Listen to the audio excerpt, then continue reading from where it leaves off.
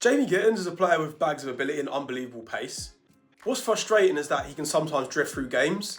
You'll watch him for 20 minutes and barely notice him, but then all of a sudden he'll receive the ball out wide, beat 2 or 3 players and create a chance out of absolutely nothing, right? I actually think he's the type of player where if he's on the pitch, the game plan for the manager should be get the ball out to Jamie as quick as possible, get him isolated in 1v1 situations, get him 1v1 versus the fullback. Because when Gittens is isolated against a defender, he's incredibly difficult to stop. He's absolutely rapid, he's rapido. His burst over the first 20 or 30 metres is absolutely nuts, right? But what makes him different from a lot of quick wingers is his technical ability. There are plenty of players who are all about getting the ball, knocking it past the defender and relying on their pace, right? Gittens can do that, but at the same time, he can also receive the ball in tight spaces, manipulate it quick with both feet, shift the ball quickly, beat a defender with skill. He's got that combination of raw speed and technical ability, and that's what makes him such an exciting player, guys. So just want to go through his journey so far and talk about why I actually think he can explode under Xabi Alonso next season.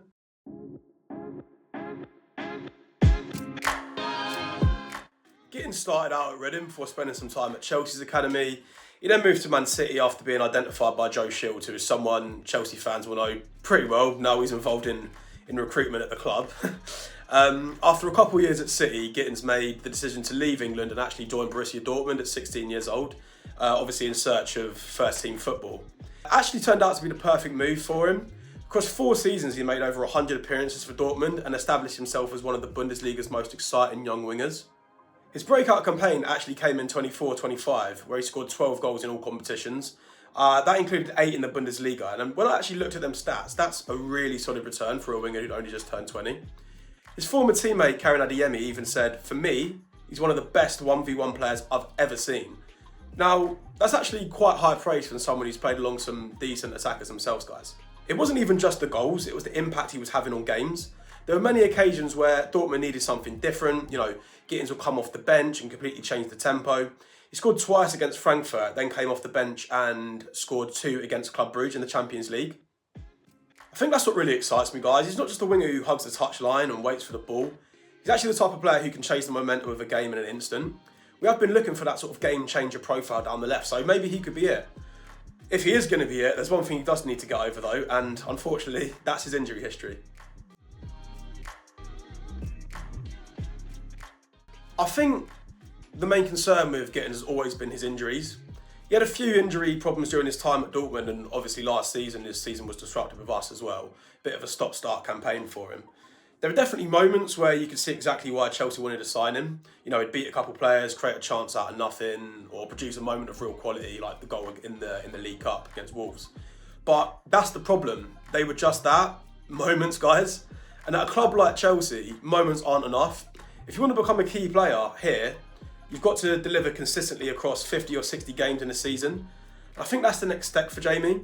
The ability's never been in question, right? I don't think anyone that's ever watched him doubts the talent. The question is whether he can stay fit and put together a full season. Because if he can, I genuinely think we've got one of the most exciting young wingers in Europe, as we saw at Dortmund when he was absolutely tearing it up. He actually said recently that he feels 92% fit. I mean, whatever that means, right? But in all seriousness, that's quite encouraging. It does suggest he's been putting in a lot of work into his body and his fitness during his recovery rather than just pushing back early because he wants to play, right? Hopefully that means when we see the best version of Jamie, he's stronger, fitter and ready to contribute over a whole season rather than just in patches, because that's what we need, really.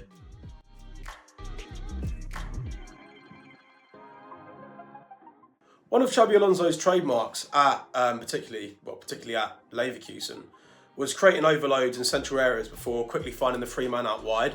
Then once that pass is played, he wants his winger isolated against the defender. And as we've previously discussed, that's exactly the situation that Jamie Gittens wants to be in. The other thing I noticed against West Sydney was just how direct he was when he got the ball. He wasn't doing a Garnacho, taking 1, 2, 3 touches and then just playing it back to the fullback or losing the ball. He was driving at the fullback every time, either getting off the pass or cutting inside, getting a shot off, or just making things happen, being really exciting, right? And that's exactly how Alonso wants his teams to play. Once possession's won, attack quickly before the opposition can get set, and then you've got your best attackers 1v1 isolated against the fullbacks, which is exactly where we want Gittens to be. I don't want you to get it twisted and think that I'm just saying because you look good in one pre-season game that you're suddenly going to tear the league apart, right? I don't think that at all, and we need a little bit more of a sample size to compare that to, but the principles are still the same. The positions he was receiving the ball in, the freedom he had to stay wide, isolate defenders and attack them 1v1, that's what I found really encouraging. Another reason I'm excited as well is because you got Cole Palmer drifting in those pockets between the lines. Defenders naturally get drawn towards him just because of how dangerous he is.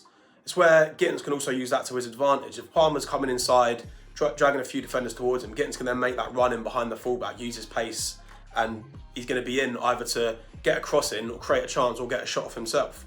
And you've also got JP, João Pedro, who obviously he's not the sort of striker who he's stationary most of the game, just standing in between centre-backs. He does like to get involved, he likes to drop deep, link play and combine with the players around him.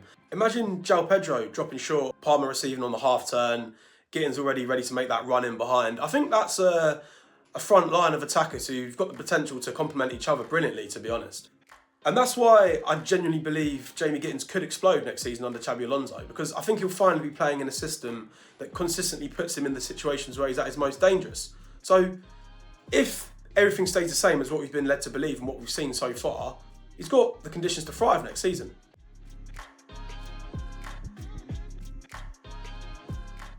So overall, if Gittens can stay fit and is given a fair chance under Xabi Alonso, I don't really see why he can't fulfil the potential that made Chelsea spend £50 million on him.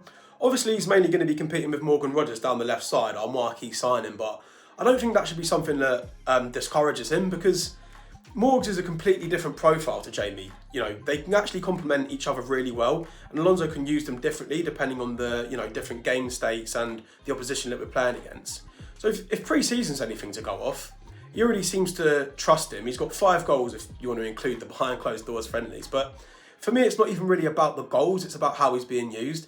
And it does seem like Alonso's installing trust in him, which obviously can then make the player feel more confident to express himself and to actually do things to help the team on the pitch. I think if everything goes well, Chelsea fans have every reason to be excited for the new season, to see what Jamie Gittens can bring, because he's exactly the type of player that fans are going to get behind. Every time he gets the ball, you feel like something's going to happen. He's either going to beat his defender 1v1, get a cross in or get a shot off, and that's really exciting trait, something that we haven't been used to down the left side in recent years.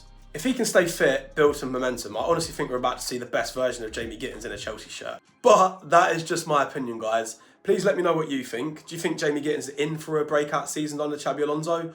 Or do you think he's still got a lot to prove before he becomes a regular starter?